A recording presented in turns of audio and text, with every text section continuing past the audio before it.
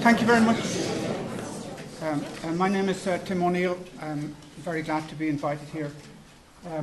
I've just finished teaching after about, 35 or 40 years, something like that. I was teaching art all my life, but my background in academic training is here at UCD. I did medieval history and history of painting. But all through those teaching times, my interest was in Irish manuscripts and early manuscripts and so on. And I have a certain familiarity with those ancient texts. But also all the time I was working as a calligrapher. And that's what I want to say something to you about today is making books from the story, for example. I got a phone call one evening some years ago asking if I could do some calligraphy on vellum. I said yes, it was possible. Next day, a woman arrived at the door bearing 2 full untrimmed vellum skins and a sheet of newspaper. This was a double spread from The Sun. Okay? The newspaper listed all the games that Stephen Staunton played for Ireland and noted the goals he scored and the occasions on which he captained the side. The lady requested that the information, along with some biographical detail, be written on the skins, which would then be framed to hang on the footballer's wall.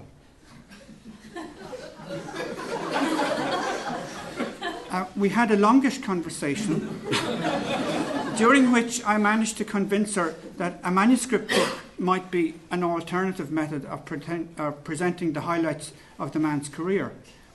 I spoke of convenience, fine binding, the attraction of having the manuscript on the bedside table. This seemed to clinch the argument, and then she went off, and then I had to see what I was going to do with it.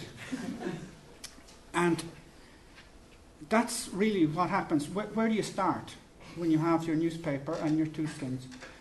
And well, I think the first thing you have to try and set about is a writing style.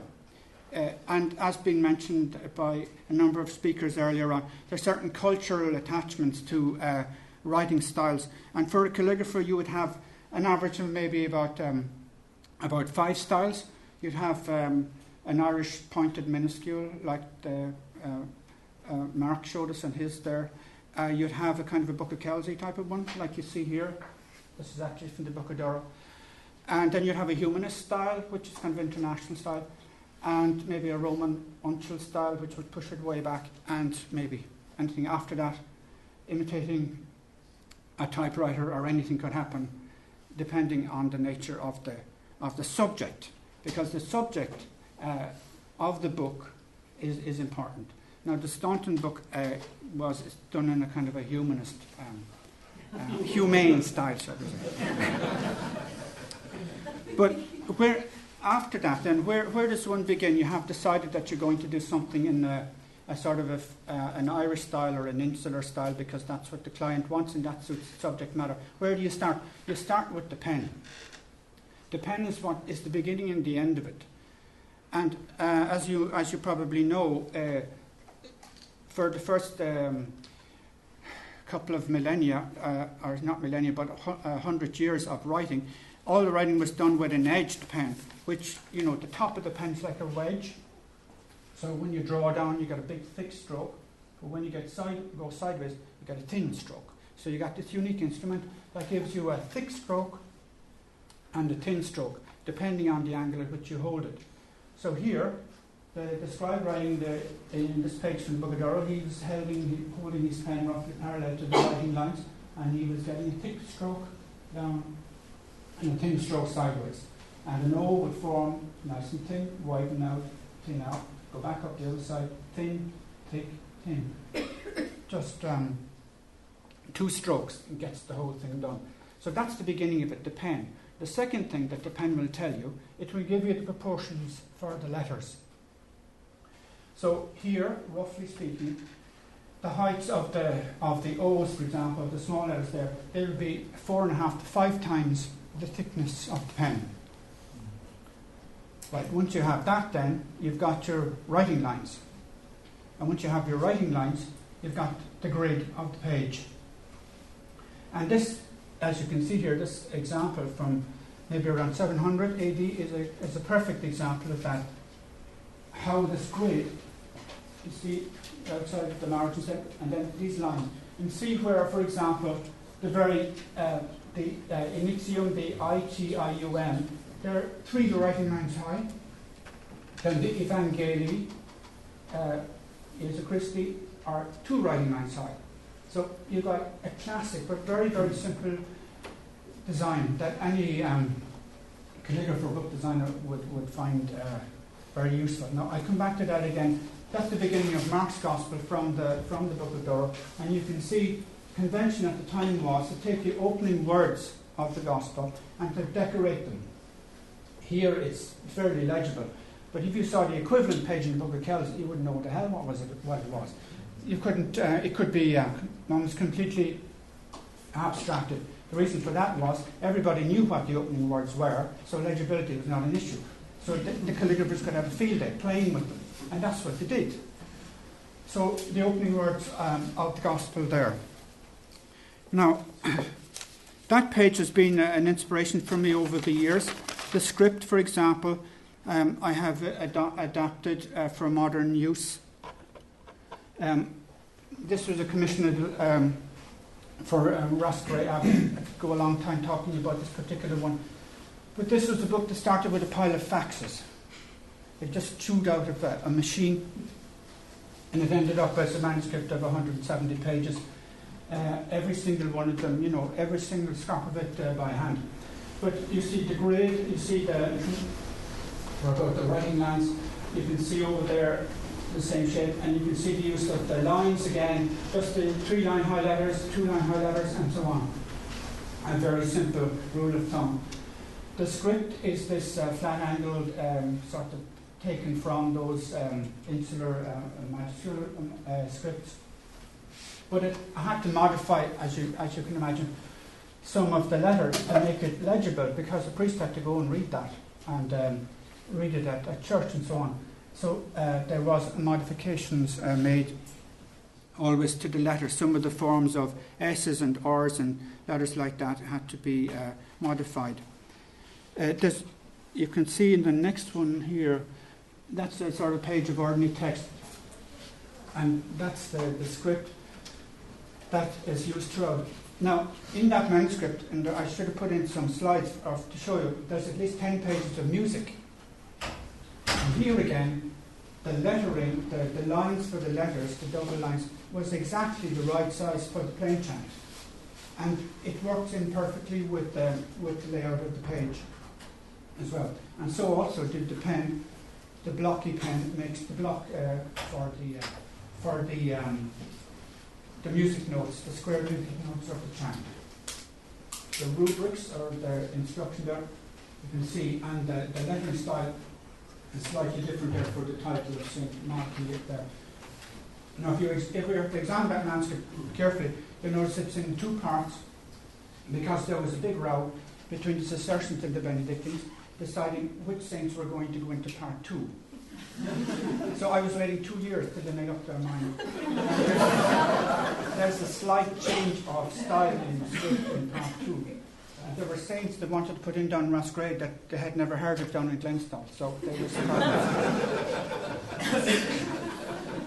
But this book got the full treatment. When it was finished, it was a gift of the people from the 4 parishes that touched the monastery to the monastery for its 100th anniversary. And they spared nothing. It had oak boards cover, bound with silver clasps made by Michael Rafter in Kilkenny. And even the bookmarkers were woven by Muriel Beckett, and the satchel was made by Brendan Brennan. And it's like a traditional book, and it was current and it was in use up to about a month ago, when the new liturgy came in, and this has gone to the archives. So that's what happens. There's no talk about another one. Okay. This was another book that came from faxes as well. And finally, people were talking about commissioning. It's the only time I ever submitted an idea for a commission. They wanted to commemorate Cardinal O'Fee, who was a great man for books and manuscripts and the Irish tradition. And they were talking about statues and all kinds of things. And I said, why not a gospel book that could be used in the liturgy in the middle? And it got through. So this one was done in vellum. The Ross Gray is done on handmade paper. And the vellum comes from Selbridge. Joe Katz there in vellum and parchment in Selbridge makes superb vellum. And here then, you notice the script is the same, but you see when I did the idea for the opening words of the gospel, I kind of just made them 2 lines high and just decorated them slightly, but not go too much with them, because there was an occasion when a priest went up to read the gospel and there was a dead silence, because he couldn't work out the first couple of words. So there was a little note inside the book saying, please check the opening words before you go on the altar. Also, another thing, the ink had to be waterproof, and the watercolor, the colours had to be waterproof as well, because the risk of holding water was a problem sometimes.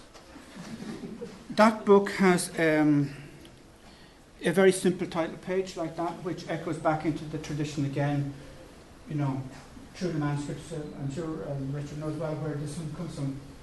But it's a simple shape and a simple lettering. Now, the lettering there that you see on that title page and the lettering of the opening is a different type of lettering. And this is a very important thing in calligraphy. You get the script, which you write at about 180 words an hour. That's the average speed for writing those. So, and you'd easily get one of those pages from say this here. It's about 2 hours. 2.5 to 2.5 hours for the black writing, which is always done first, and then you go back afterwards and you add in the others. And of course, it's unbound when you're working on it. You fold up the sheets and number them and so on, because you only make that mistake once, where you're right on the wrong side of the page. But anyway, see, it's only the one copy, so there's no. Anyway, these letters are built up. This is lettering as drawing, and to my mind, it's a completely different art from script. So you build up the letters, you use a pointy pen very often, and very often it's different artists who could do that. The same applied to some of the initials in the manuscripts that were shown this morning by one of the speakers, who had illustrations from the different periods at the beginning of the book. So lettering is drawing as distinct from scripting. Okay, now. Then this one has a nice binding as well. A full leather goatskin binding by John Gillis. John who worked in Trinity and who restored Fadmore Psalter. And the little bronze cross that was added on is by Paddy McElroy. And it's a delightful little thing. But all one-off things. It doesn't have a satchel. It probably could have had. But the interesting thing, perhaps, I like to think, in early times, say in one of Cullen monastery or something, all the expertise would be found within the monastery to produce the book, write it, bind it, and embellish it with metalwork. I always found bilingual manuscripts very difficult to try to match the two scripts. You see, there would be the two main scripts that we would have from early Ireland. A kind of a pointed minuscule that's associated with the Irish language, always, and this more rounded one, which is good for writing English and which used to be used for Latin. And this died out around the year 1000. And it was revived as a script, as a typeface first by Petrie, and later on by calligraphers. But this is the one that went out for the longest time. That's a memorial book for the police killed on duty since the foundation of the state. Fortunately, there's only about 35 characters in it, people in it. Well, my friend Tom Somerville is working on the one for the RUC, and he's got 5 volumes of. And each one has a double spread, and it's a kind of a tragic history. Just to show you that we can write other styles as well. This is White House Additional Manuscript 47775, which is a book that simplifies the heraldic scroll that he got. It tells its own story there. Simple book on paper. And just since I began with an unusual commission, I'll finish with another one. The National Museum came to me there 2 years ago with this, and they said, do you think you could restore the page or see what it was like before it hit the bog 1,200 years ago? Which is literally what happened. This manuscript was found in a bog in Tipperary. There's 32 lines on the page. They said, we know the first word of the next page. So I worked with John Gillis and measured and did all kinds of things, and I gave him that, which is the right size and so on like that. And the opposite page, which I didn't show you there, has they had only one word from the whole page, but they knew the next word on the next page. So in case of trying to figure it in, but it's it's kind of a best guess scenario, but it's reasonably okay. And there's lots to be said about colours and all kinds of things, but that's just a brief introduction of what calligraphers have to do putting pen to paper. So thanks.